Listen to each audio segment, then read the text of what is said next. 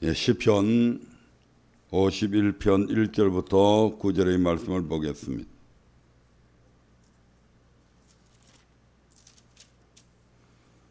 시편 51편 1절부터 9절까지의 말씀을 교독하도록 하겠습니다.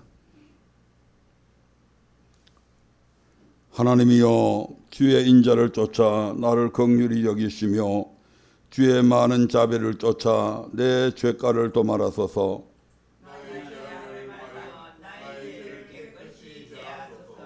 대저 나는 내 죄가를 나오니 내 죄가 항상 내 앞에 있나이다.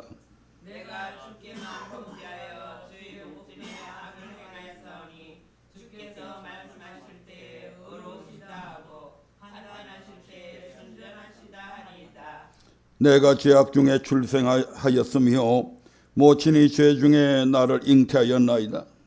중심의 진실함을 주께서 원하오니 내 속에 죄가 알게 하시리이다. 우슬초로 나를 정결케 하소서. 내가 정하리이다. 나를 씻기소서. 내가 눈보다 희리이다. 나로 즐겁고 기쁜 소리를 듣게 하사 주께서 그 신비로 즐거워하게 하소서. 다 같이 주의 얼굴을 내 죄에서 돌이키시고 내 모든 죄악을 도말하소서. 아멘. 오늘 본문 말씀을 통해서 다윗의 신앙 기도 중심이라고 하는 주제를 통해서 함께 은혜 나누기를 원합니다. 다윗을 가리켜서 성군이라고 그럽니다. 거룩한 임금이죠.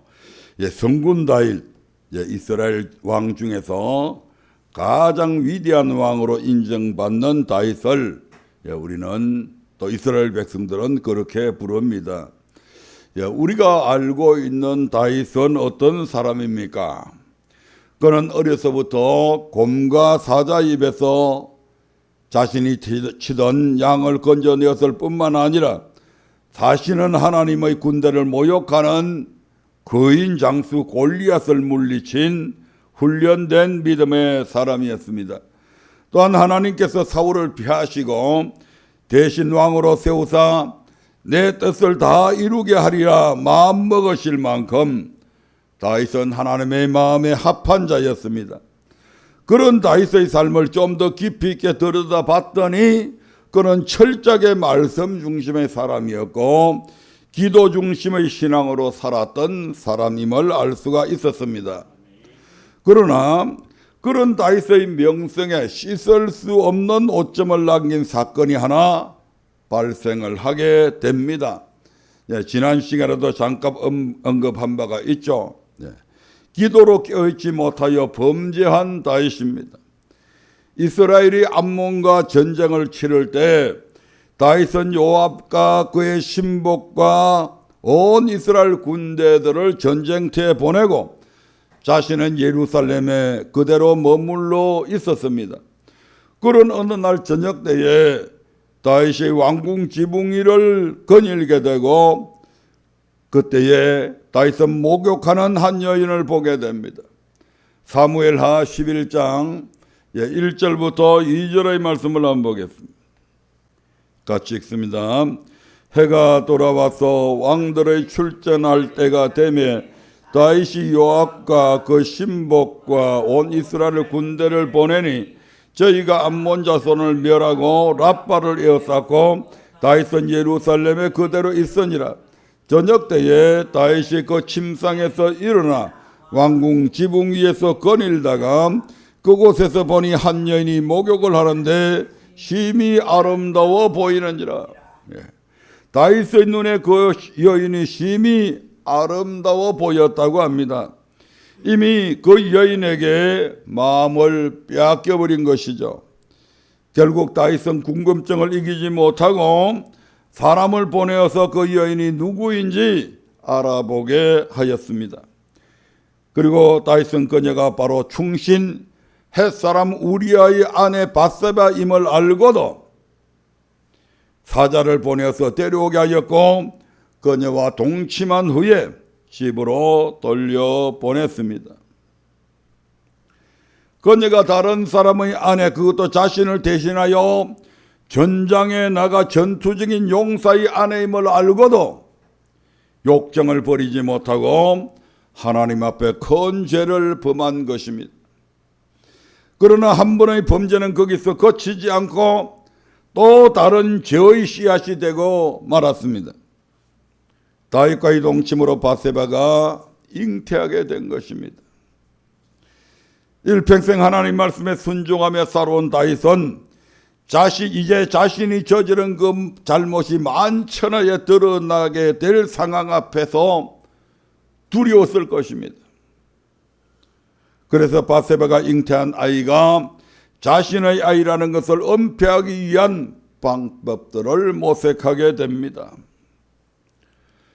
그래서 다윗은 전장에 나가 있던 바세바의 남편 우리아를 불러들여서 집에 가서 쉴 수 있는 기회를 마련해 주었습니다.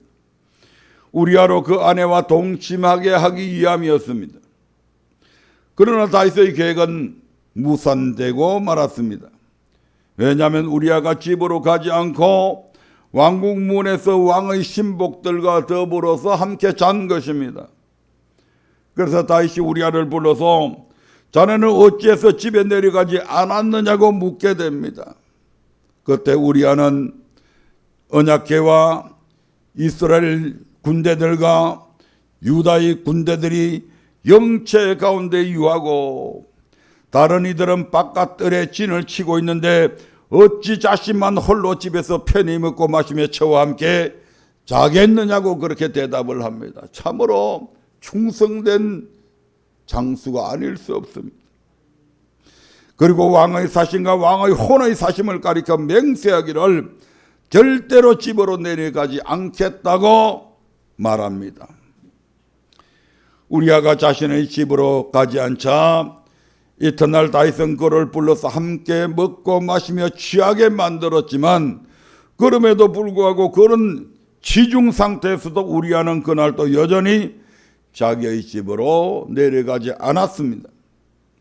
이에 마음이 다급해진 다윗은 절대로 범해서는 안 될 악한 죄를 결국 범하고 말았습니다. 다윗은 우리아를 명렬한 싸움에 앞세워 죽게 하라는 내용의 편지를 써서 그것도 다른 사람이 아닌 다른 전령이 아닌 우리아의 손에 그 편지를 들고서 요압에게 가져가게 만듭니다. 참 잔인한 것이죠. 바로 이 요압을 죽이라고 하는 이 우리아를 죽이라고 하는 그 편지를 지금 우리아의 손에 들려서 요압에게 전달하게 만듭니다. 이 편지를 받은 요압은 다윗의 명령대로 적진의 용사들이 있는 곳에 치열한 전투가 벌어졌을 때에 우리아를 두고 물러나게 만듦으로써 죽임을 당하게 만듭니다. 다윗이 의도한 바대로 이루어진 것입니다. 자신의 손에 피를 묻히지는 않았을지라도 계획적으로 우리아를 적군의 손에 죽도록 내어준 다윗의 행위는 다른 사람의 손을 빌어한 소위 말하는 차도살인이었습니다. 이처럼 다윗은 바세바를 범한 죄를 은폐하기 위해서 그녀의 남편을 죽음에 내어줌으로써 살인죄까지 저지르고 말았던 것입니다. 그 이후에 다윗의 행적은 어떠하였습니까? 사무엘하 11장 27절의 말씀을 한번 보겠습니다. 사무엘하 11장 27절입니다. 같이 읽어봅니다. 그 장사를 마침에 다윗이 보내어 저를 궁으로 데려오니 저가 그 처가 되어 아들을 낳으니라. 다윗의 소위가 여호와 보시기에 악하였더라. 자신의 계획대로 우리아가 전사했다는 소식을 들은 다윗은 우리아의 시체를 찾아가지고 장사를 치른 후에 우리아의 아내였던 바세바를 자신의 궁으로 데려와서 자신의 아내로 맞았고 바세바가 이미 잉태하고 있는 아들을 낳았습니다. 이 같은 다윗의 소위가 여호와 보시기에 어땠다고요? 악하였다고 합니다. 하나님의 마음에 합한 자라 인정받은 믿음의 남편이 있는 여인과 하나님의 마음에 합한 자라 인정받은 그 다윗이 남편이 있는 여인과 간음하였을 뿐 아니라 자신의 죄를 숨기기 위해서 그 남편을 계획적으로 죽이는 큰 죄를 저지른 것입니다. 다윗이 이 같은 죄를 범하게 된 근본적인 이유는 무엇입니까? 다윗이 예루살렘에 남아 왕궁 지붕을 거닐던 때에 그의 신복들과 이스라엘 군대는 지금 전장에서 적군과 전투 중이었습니다. 그때 다윗이 해야 할 일은 이스라엘 군대를 위해서 하나님 앞에 그들의 승리를 위해 기도하는 것이었습니다.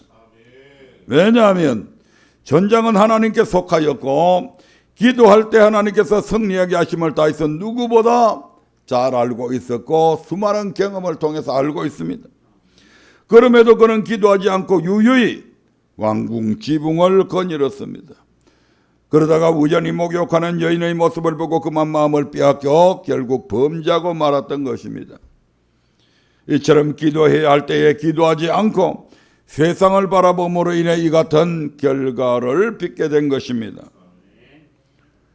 다윗이 어떤 사람입니까? 어려서부터 믿음의 훈련을 통해서 하나님이 어떤 분이신지 잘 알고 있어 이스라엘의 모든 백성이 떨며 도망할 때에 하나님의 군대를 모욕하는 블레셋 사람에게 어분을 품고 죽기를 각오하고 싸우러 나간 이스라엘의 용사 중의 용사였습니다. 사울을 피해서 도망하던 때에도 여호와의 기름 부음 받은 자를 만지지 말라는 하나님의 말씀 때문에 사울을 죽이기는커녕 오히려 보호하고 그의 생명을 지켜줄 정도로 하나님의 말씀을 생명으로 여겼던 그런 믿음의 사람이었습니다. 그런 다윗도 기도로 깨어있지 않고 잠깐 세상을 바라보았을 때는 순간의 미혹을 이기지 못하고 돌이킬 수 없는 큰 죄를 범하고 말았던 것입니다. 그래서 두 번째로 살펴볼 것은 범죄한 다윗에게 임한 고통을 살펴보려 합니다. 하나님은 이러한 다윗의 죄를 결코 묵인하고 계시지 않으셨습니다. 하나님은 선지자 나단을 보내서 다윗의 죄를 지적하며 책망하셨습니다. 사무엘하 12장 1절부터 9절의 말씀을 한번 보겠습니다. 교독하겠습니다. 여호와께서 나단을 다윗에게 보내시니 와서 저에게 이르되 한 성에 두 사람이 있는데 하나는 부하고 하나는 가난하니 가난한 자는 아무것도 없고 자기가 사서 기르는 작은 암양 새끼 하나뿐이라. 그 암양 새끼는 저와 저의 자식과 함께 있어 자라며 저의 먹는 것을 먹으며 저의 잔에서 마시며 저의 품에 누움으로 저에게는 딸처럼 되었거늘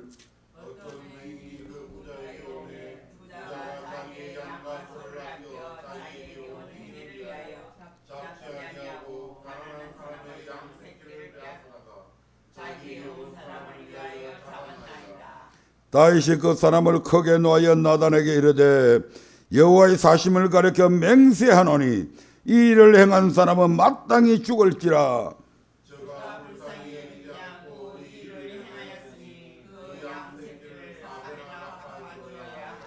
나단이 다윗에게 이르되 당신이 그 사람이라. 이스라엘의 하나님 여호와께서 이처럼 이르시기를 내가 너로 이스라엘 왕을 삼기 위하여 내게 기름을 붓고 너를 사울의 손에서 구원하고 내 주인의 집을 내게 주고 내 주인의 처소를 내 품에 두고 이스라엘과 유다 족속을 내게 맡겼느니라. 만일 그들이 부족하였을 것 같으며 내가 내게 이걸 주었으면 더 주었으리라. 다 같이 그러한데 어찌하여 내가 여호와의 말씀을 업신여기고 나보기에 악을 행하였느냐. 내가 칼로 햇사람 우리아를 죽이되 암몬 자손의 칼로 죽이고 그 철을 빼앗아 내 철을 삼았도다. 아멘. 참으로 기가 막힌 비유입니다. 그리고 이 비유의 주인공이 바로 자신임을 알지 못하고 노발대발한 다윗에게 바로 당신이 그 사람이라 는 말이 청천백력같이 다윗의 귓전을 때렸고 아연실색하는 순간 연이어 나타난 하나님을 업신여긴 죄에 대한 보응으로 다윗이 받게 될 하나님의 징계에 대해서 예언하기 시작합니다. 10절부터 12절의 말씀을 한번 보겠습니다. 10절부터 12절입니다. 같이 읽습니다. 이제 네가 나를 업신여기고 햇사람 우리아의 철을 빼앗아 내 철을 삼았은즉 칼이 네 집에 영영이 떠나지 아니하리라 하셨고 여호와께서 또 이처럼 이르시기를 내가 네 집에 재앙을 일으키고 내가 내 처들을 가져 내 눈앞에서 다른 사람에게 주리니 그 사람이 내 처들로 더불어 백주에 동침하리라. 너는 엄밀히 행하였으나 나는 이스라엘 무리와 백주에 이 일을 행하리라 하셨나이다. 이 말씀을 들은 다윗은 그 자리에서 바로 꼬꾸라져서 자신의 죄를 인정하고 회개하였습니다. 그러나 나단은 다윗에게 여호와께서 다윗의 죄를 사하셨으니 죽지 아니할 것이지만 이 일로 인해서 여호와의 원수로 크게 해방할 거리를 얻게 하였다고 말합니다. 하나님, 다윗이 당신의 마음에 합한 자라면요, 그러면 하나님께서도 이러한 다윗과 같은 이런 죄를 저지르는 분입니까? 참 웃긴다, 웃겨. 마귀 새끼가 그렇게 해방할 거리를 마귀 새끼한테 줬다 이 말입니다. 다윗이 당신의 마음에 합한 자라고요? 그럼 당신도 똑같은 분 아니냐 이 말이지. 그렇게 이 다윗의 잘못으로 인해서 바로 원수인 마귀에게 크게 해방할 거리를 주게 되었습니다. 이때부터 하나님의 징계가 시작되었습니다. 다윗과 그 집안에는 하나님께서 말씀하신 대로 피비린내 나는 칼부림이 떠나지 않았습니다. 형제가 형제들을 죽이는 사건이 일어나게 되고 형제가 형제를 자매를 강간하는 사건이 일어나게 되고 이런 일들로 인해서 다윗은 큰 고통을 겪게 됩니다. 그러나 다윗에게 임한 하나님의 징계는 이 같은 육적 고통으로만 그치지 않았습니다. 그는 영적으로도 심히 큰 고통을 받았습니다. 시편 32편과 51편은 나단 선지자의 책망 후에 다윗의 고통스러운 심경을 고백한 시인데 그의 고통이 어느 정도였는지 잘 나타나 있습니다. 시편 32편 3절 4절의 말씀을 한번 보겠습니다. 시편 32편 3절 4절입니다. 같이 읽습니다. 내가 토설치 아니할 때에 종일 신음함으로 내 뼈가 쇠하였도다. 주의 손이 주야로 나를 누르시오니 내 진액이 화여 여름 가물에 마른같이 되었나이다. 셀라. 다윗이 하나님 앞에 엄청난 죄를 범하고도 그 죄를 하나님 앞에 토설하지 않고 숨겼을 때 그 고통이 얼마나 컸던지 주의 손이 주야로 나를 짓눌러 내 진액이 여름 가물에 마름같이 되었고 그 고통으로 인해 종일 신음함으로 내 뼈가 쇠하였다고 고백합니다. 가끔 가다가 여름철이 되면 그늘나무 밑에 앉아있으면 개미 떼들이 막 지나갑니다. 그 중에 개미를 한 마리 잡아가지고 여러분의 손가락을 가지고 지그시 눌러보세요. 막 거기서 발버둥을 칩니다. 더 지그시 눌리면 개미의 몸에서 뭐가 나와요? 진액이 나옵니다. 그걸 햇볕에다 가면 나와보세요. 그 개미가 어떻게 되나요? 바짝 말라서 결국 죽게 되잖아요. 아멘. 다윗의 심정이 지금 그와 같다 이 말입니다. 하나님의 그 크신 손으로 다윗을 지그시 지금 눌러서 꼼짝달싹을 못하게 만들고 답답해서 견딜 수 없는 그런 상황 속에 있어. 마치 여름 가물에 햇볕이 짱짱 내리쬐는 그 땡볕에서 진액이 흘러나서 바싹 말라가는 그와 같은 고통을 지금 이야기하고 있는 겁니다. 이 같은 고백을 할 당시에도 다윗은 여전히 이스라엘의 왕으로 엄청난 부귀와 영화를 누리고 있었습니다. 다시 말하면 다윗이 돈이 없어서 이렇게 고통을 당하는 것이 아니고 힘이 없어서 고통을 당하는 것이 아니고 다윗의 삶이 막 육체적인 어떤 어려움 때문에 고통당하는 게 아니다 이 말입니다. 그래서 이 고통은 그가 죄를 범하고 회개치 않았을 때의 고통임을, 심령의 고통을 표현한 것임을 알 수가 있습니다. 아멘.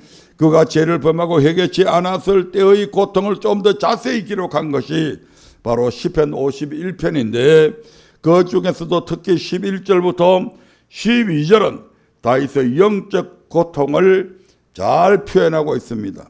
시편 51편 11절 12절입니다. 같이 읽어봅니다.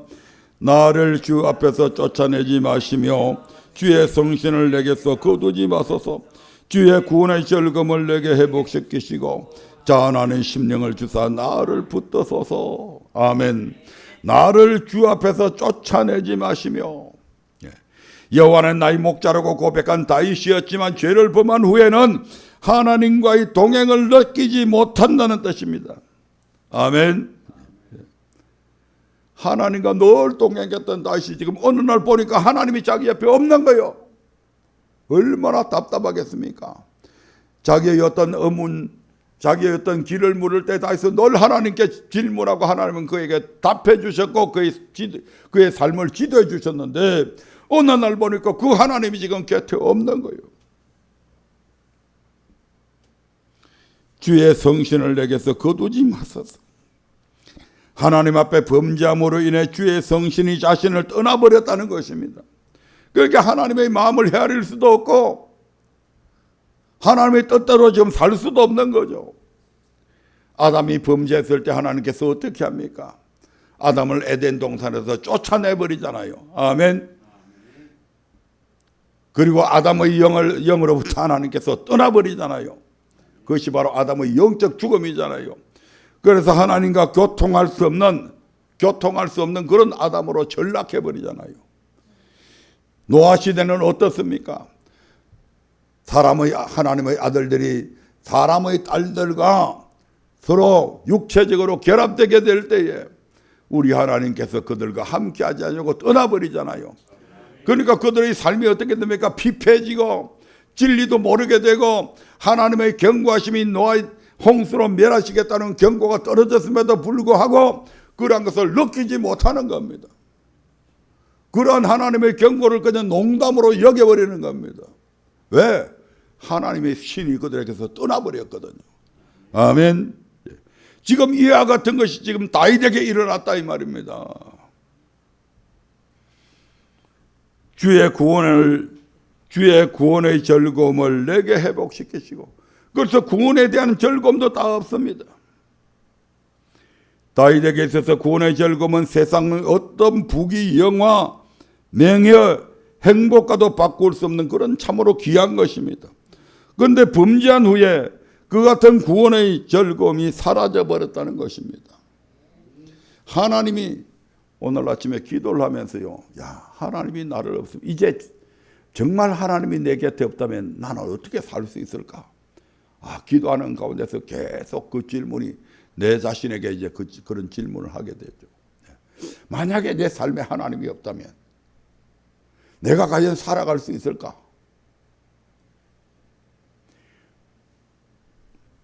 하나님이 우리에게서 떠나버리면요, 삶의 목적 자체가 없어져 버립니다. 아멘. 하나님이 당신의 목적을 위해서 우리를 지으셨잖아요. 그런데 그 하나님이 우리에게 떠나버리면 우리가 왜 살아야 되는지 이유가 없어져 버리는 겁니다. 살아야 될 의미도 없고 살아가야 될 이유도 없고 우리의 삶이 어떤 가치도 거기에 가치성을 부여할 수가 없다 이 말입니다.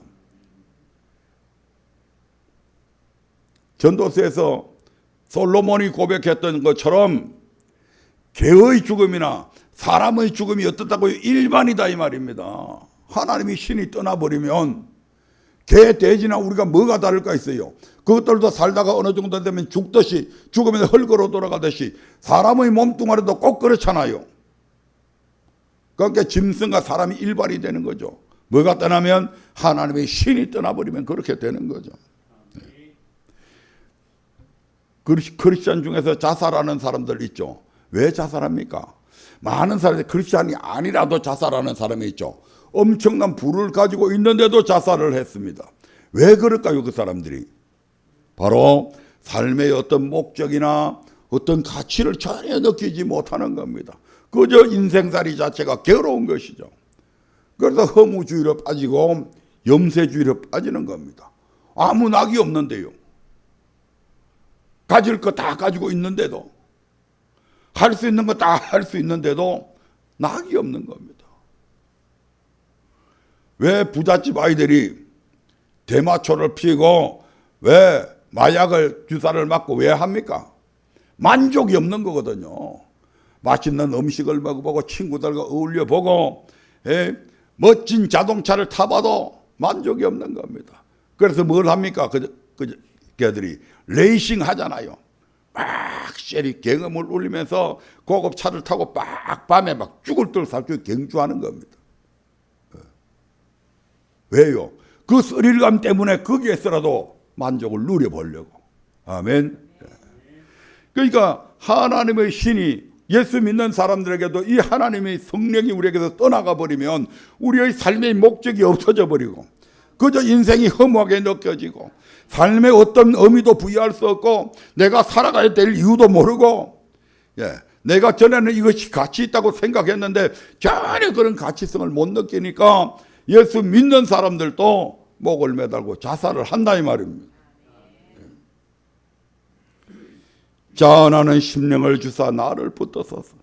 다윗은 하나님께서 명하시지 않았지만 자원해서 하나님의 궤를 다윗성으로 모셔왔으며 또한 자원하여 하나님의 궤를 둘 만한 집을 건축하고자 그에 필요한 모든 예물을 준비하는 등 자원하는 심령이 충만했던 그런 사람입니다. 그런데 하나님 앞에 죄를 범한 후에 그와 같은 자원하는 심령이 사라져버렸다는 것입니다. 범죄한 후 그 죄를 고백하지 않았을 때의 다윗의 영혼은 이와 같은 고통을 받고 있었다 이 말입니다. 이 고통은 다윗만 겪는 고통이 아니죠. 저와 여러분들도 마찬가지잖아요. 우리가 죄를 짓고 나서 하나님 앞에 고백하지 아니하고 그 죄가 우리의 마음속에 잠재돼서 점점 그 죄가 쌓여갈 때에 우리의 삶이 얼마나 메말라 갔던가를 이미 우리는 경험하고 있잖아요. 그래서 세 번째로 생각할 것은 눈물의 기도로 침상을 띄운 다윗에 대해서 생각해 보고자 합니다. 기도 중심의 사람이었던 다윗은 기도하지 않았을 때 돌이킬 수 없는 죄를 범하게 되었고 이로 말미암아 육적으로나 영적으로 큰 고통을 겪게 되었습니다. 그러나 기도의 사람 다윗은 이러한 고비 역시 기도로 극복했습니다. 우리는 죄를 범하고도 그것을 깨닫지 못할 때가 있습니다. 또한 자신이 죄를 범하였음을 알면서도 이를 인정하지 않고 정당화하려 할 때도 있으며 묵과할 때도 있습니다.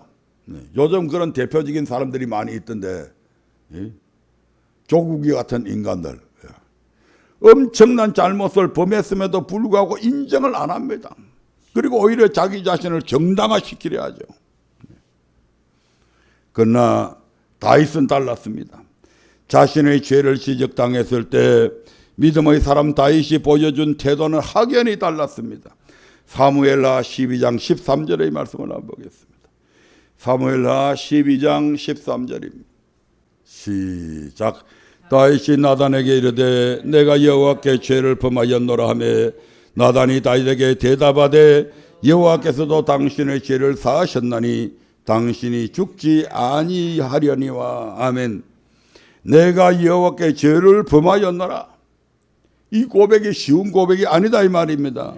다윗은 선지자 나단으로부터 죄를 지적당한 그 즉시 자신의 죄를 인정하고 회개하였습니다. 여기에 다윗의 위대함이 있습니다. 다윗은 지금 혼자 자기가 있을 때 나단이 그 죄를 지적한 게 아니잖아요.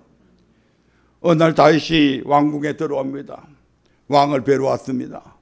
그래서 호위 대장들을 통과하고 많은 다윗의 시중들이 있는데 그 앞에서 다윗이 지금 나단이 다윗의 죄를 지적함으로 완전히 왕의 체면을 구겨버린 거잖아요. 우리 왕은 다윗은 그러야지 안 할 줄 아는데 다윗에게 그런 일이 있어서 많은 사람들이 그 사실을 지금 모르고 있었는데 그 사실이 지금 만천하에 드러나 버린 거잖아요. 얼마나 창피하겠어요. 얼마나 낯을 들고. 이때까지는 다윗이 성군인 줄 알았는데, 훌륭한 왕인 줄 알았는데, 정말 하나님을 잘 섬기는 그런 왕인 줄 알았는데, 그런 엄청난 일들이 다윗에게 있었다고요. 삽시간에 그 소문이 퍼지지 않겠습니까?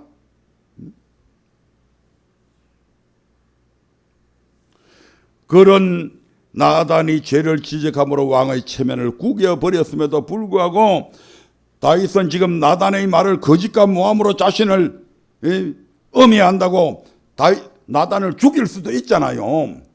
여봐라, 좀 잡아라. 어디 왕이 저지르지도 않는 일을 가지고 왕을 모해하려고 한다고, 이러면 역적이라고 얼마든지 몰아붙여서 죽일 수 있잖아요. 아멘. 그럼에도 불구하고 다윗은 자신의 지은 죄를 그대로 인정하게 됩니다. 자신의 죄를 수많은 무리들 앞에 겸허히 인정합니다. 이것이 얼마나 어려운 일인지 아십니까? 자칫 왕자에서 쫓겨날 수도 있는 일입니다. 엄청난 잘못이잖아요. 아멘. 네. 다윗이 나단으로부터 책망을 받은 후에 기록한 시편 51편을 통해서 그는 하나님 앞에 어떻게 회개하였는지를 알 수가 있습니다. 시편 51편 1절부터 9절의 말씀을 한번 보겠습니다. 같이 천천히 읽어봅니다. 하나님이여, 주의 인자를 쫓아 나를 긍휼히 여기시며 주의 많은 자비를 쫓아 내 죄가를 도말하소서. 나의 죄악을 맑게 씻기시며 나의 죄를 깨끗이 지하소서. 대저 나는 내 죄가를 아오니 내 죄가 항상 내 앞에 있나이다. 내가 주께만 범죄하여 주의 목전에 악을 행하였사오니 주께서 말씀하실 때에 의로우시다 하고 판단하실 때에 순전하시다 하리이다.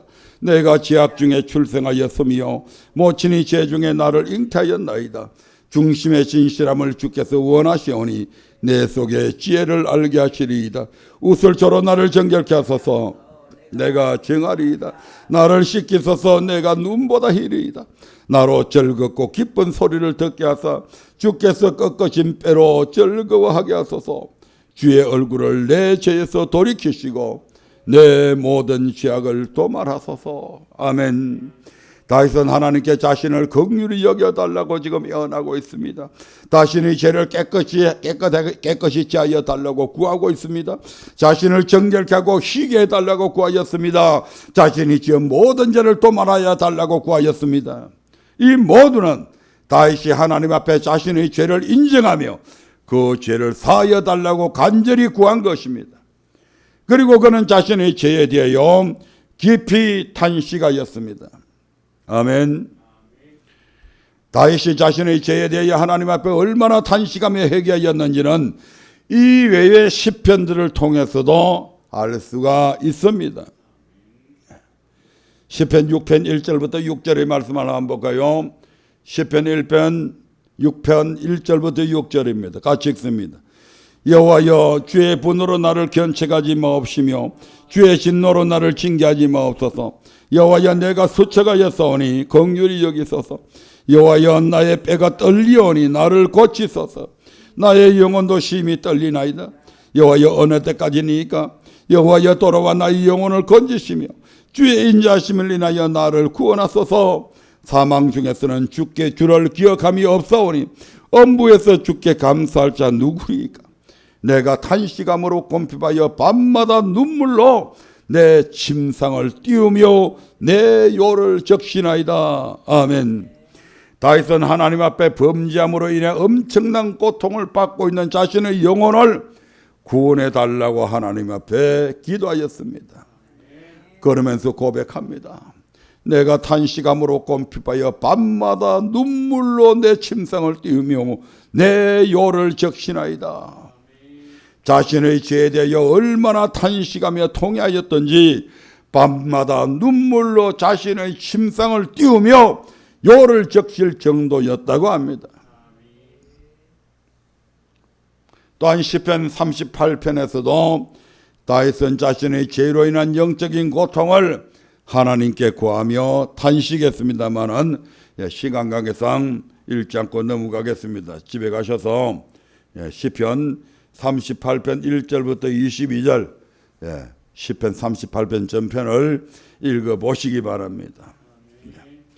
그래서 우리 하나님 앞에 다윗이 이렇게 눈물로 탄식하며 회개의 기도를 드렸을 때 하나님은 다윗의 죄를 말갛게 씻어 주셨습니다. 시편 32편 1절부터 5절의 말씀을 한번 보겠습니다. 시편 32편 1절부터 5절입니다. 같이 읽습니다. 허물의 사함을 받고 그 죄의 가리움을 받은 자는 복이 있도다. 마음에 간사가 없고 여호와께 정죄를 당치 않은 자는 복이 있도다. 내가 토설치 아니할 때에 종일 신음함으로 내 뼈가 쇠하였도다. 주의 손이 주야로 나를 누르시오니 내 진액이 하여 여름 가물에 마른같이 되었나이다. 셀라. 내가 이러기를 내 허물을 여호와께 자복하리라 하고 주께 내 죄를 아리고 내 죄악을 숨기지 아니하였더니 곧 주께서 내 죄악을 사하셨나이다. 셀라. 하나님 앞에 죄를 고백하지 않았을 때는 뼈가 쇠하고 주의 손이 주야로 눌러 진액이 하여 여름 가물에 마른같이 될 정도로 영혼의 고통을 받았지만 자신의 죄를 아뢰고 죄악을 숨기지 않았을 때 하나님께서 그 죄악을 사하여 주셨다고 합니다. 다윗은 하나님께서 자기 죄를 자복하고 버리는 자를 불쌍히 여기신다는 점을 잘 알고 있었습니다. 그래서 자신의 죄를 깨달았을 때 하나님 앞에 죄를 구하며 크게 애통하였던 것입니다. 하나님께서 그의 죄를 사하여 주실 뿐 아니라 다시는 그 영혼을 회복시켜 주신 것은 다윗이 자기 죄를 위하여 통회하며 눈물의 기도를 드렸기 때문인 것입니다.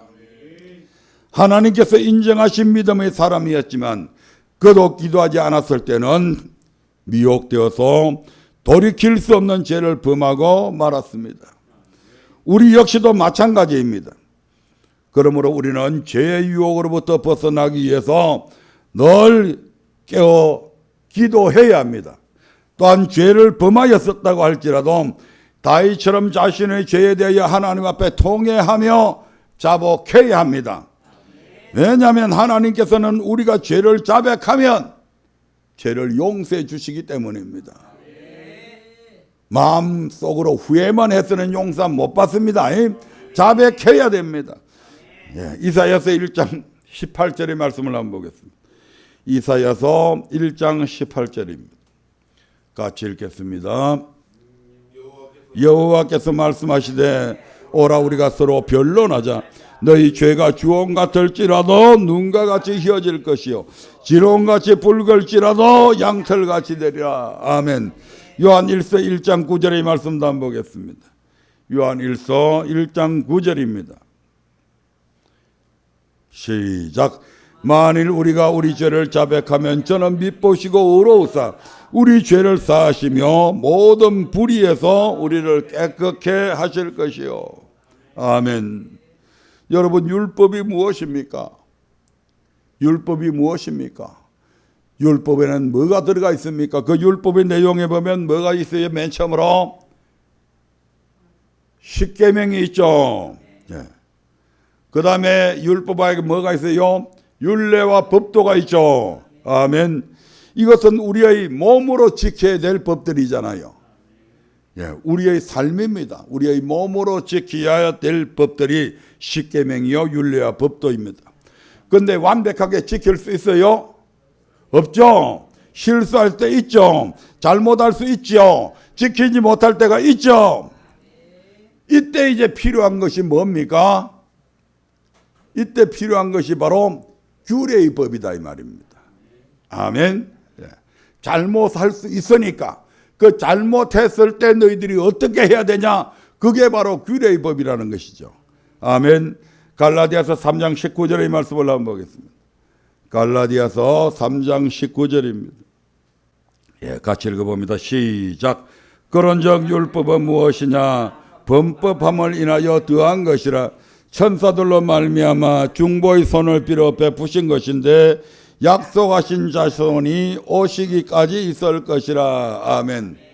그런즉 율법은 무엇이냐? 여기에 말한 율법은 규례의 법 중에서도 특별히 속죄제나 속건제에 관한 법입니다. 아멘. 율법은 무엇이냐? 범법함을 인해서 더한 것이다.